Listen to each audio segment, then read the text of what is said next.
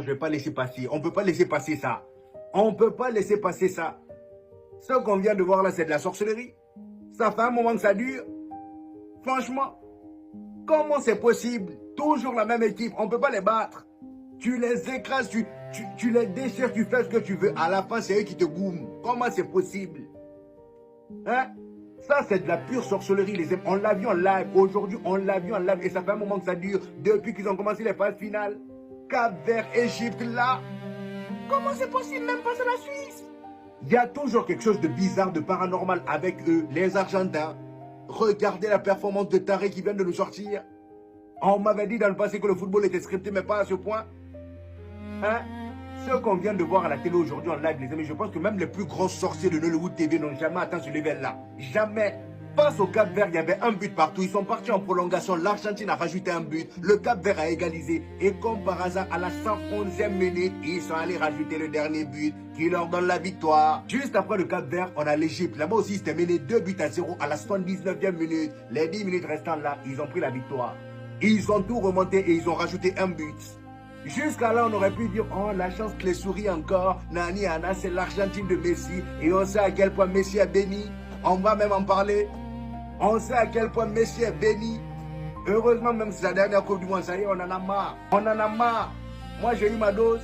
Non mais là ça y est, ils l'ont encore refait jusqu'en finale. Je pense que là c'est clair, on est sur la pire équipe à affronter dans ce mondial. Comment c'est possible qu'à chaque fois c'est le même scénario? Tu les bats 1-0, à la fin ils reviennent. Tu les mènes 2 buts à la 85e minute, avant la 90e minute, ils gagnent le match. Ça je n'en reviens pas de ce qui vient de se passer. En première mi-temps c'était une boucherie, tout le monde se rentrait dedans. De toute façon dès que j'ai vu ce taré de Giuliano Simeone dans la composition, je savais déjà ce qui attendait les Anglais. Déjà pour vous dire, le gars il tacle de la tête. Même le gardien anglais n'a pas échappé, il allait lui faire une ceinture. C'était une boucherie, tout le monde se rentrait dedans. Regardez Lionel Messi en sandwich. La première mi-temps se termine, 0 but partout. Et là vient la deuxième mi-temps à la 54e minute, centre de Rodgers, Gordon apparaît, il met dedans. À partir de là, mes espoirs pour l'Angleterre avaient grandi. Ils continuaient à mettre la pression sur l'Argentine et ils allaient pouvoir marquer le deuxième but. C'était la seule solution aujourd'hui pour sortir gagnant de ce match. Sauf que malheureusement pour les Anglais, Turel a paniqué. Toi, il te reste 30 minutes avant la fin du temps réglementaire. Tu sors Gordon, tu sors tes attaquants pour faire entrer les défenseurs. 5 défenseurs sur le terrain, 30 minutes restant avec une équipe d'Argentine qui détient le meilleur passeur de l'histoire de la Coupe du Monde.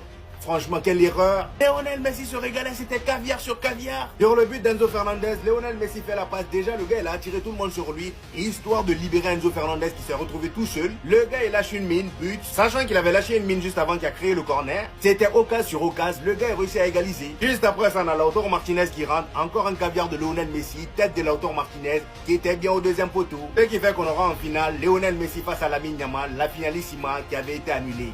Venez me dire que le football n'est pas scripté. Pour la dernière Coupe du Monde de Lionel Messi, il doit affronter Lamine Yamal qu'il a lavé à je ne sais quelle année.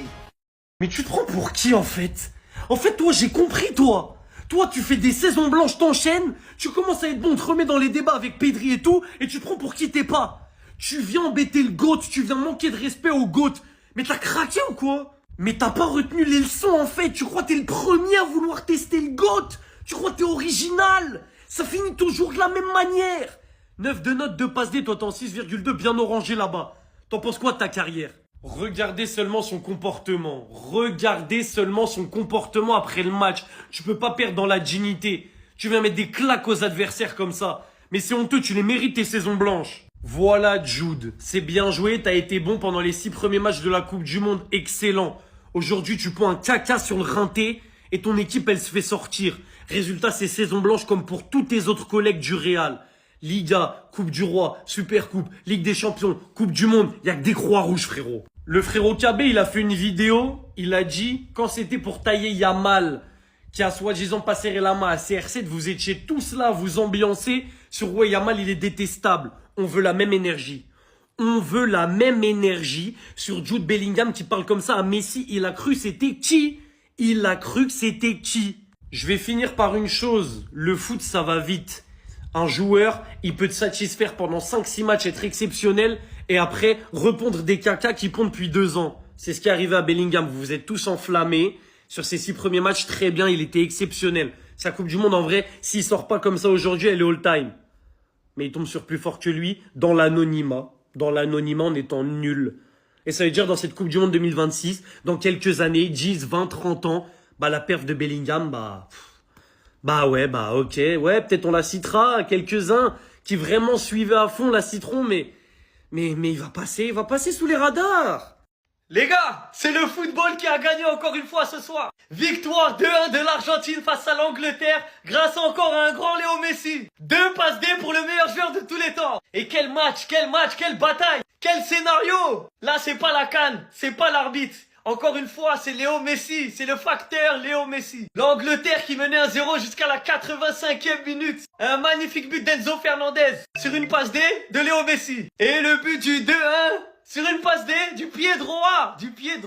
Et le caviar que Messi met du pied droit. À la 91e minute, après une bataille acharnée, à 39 ans, il arrive encore à donner des galettes comme ça, pied droit. Mais qu'est-ce que vous voulez? Qu'est-ce que vous comprenez pas encore? Et vous pouvez me dire tout ce que vous voulez, hein. Mais c'est le football qui a gagné et les Anglais, ils ont été punis. Ils ont joué comme des schmettas. Dès qu'ils ont mené 1-0, ils étaient tous derrière. L'Argentine, ils fonçaient, ils poussaient. C'est pour ça que je vous dis que c'est le football qui a gagné. Parce que les Anglais, ils ont arrêté de jouer. Ils se sont mis en mode Arsenal en finale de Ligue des Champions. Et c'est l'équipe qui a joué, l'équipe qui a tenté, l'équipe qui a poussé, qui se qualifie en finale. Et la vérité, hein, qu'on les aime ou qu'on les aime pas, on peut les critiquer sur leur mentalité, etc. Mais je vous jure, que tout le monde aimerait que nos sélections jouent de la même manière que les Argentins, avec la même rage, avec la même art. Peu importe le pays d'où tu viens, tu serais trop fier si les joueurs de ton pays jouaient de cette manière-là. Comme je vous ai dit, mentalité de fils d'eux. Hein. Mais qu'est-ce qu'ils sont forts mentalement, qu'est-ce qu'ils ont la rage, qu'est-ce qu'ils ont faim. C'est impressionnant. Yamal, tout ce qu'il disait était vrai. On était là, oh, il est arrogant. Le gars, il avait dit, si la France, c'est vrai qu'ils sont forts, hein, ouais, le Quatuor, Olysée, Naniana, mais si la France doit craindre une équipe, c'est bien nous. On les a battus 2 fois de suite. Et il avait dit, aujourd'hui, c'est soit on les bat une 3e fois de suite, ou soit ils partent une 3e fois de suite en finale de Coupe du Monde. Qu'est-ce qui a marché? 3e défaite pour l'équipe de France. Et il a mis Yamal encore une fois, il dégomme notre cher Kylian. C'est sa bête noire. Kylian a beau être fort, comme je ne sais quoi, dès qu'il rencontre une équipe où il y a Lamine Yamal, je sais pas ce qui se passe, il devient nul. Voilà, Lamine Yamal le remporte encore, ça fait 9-2. 9 victoires pour Lamine Yamal face à Kylian Mbappé. Et Kylian Mbappé en est seulement à 2. Waouh.